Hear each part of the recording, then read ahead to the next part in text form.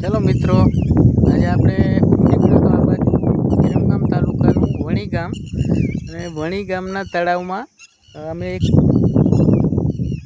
આબેહૂબ દ્રશ્ય જોયું, જેમાં આખા તળાવમાં સફેદ કમળના પુષ્પો મને જોવા મળ્યા.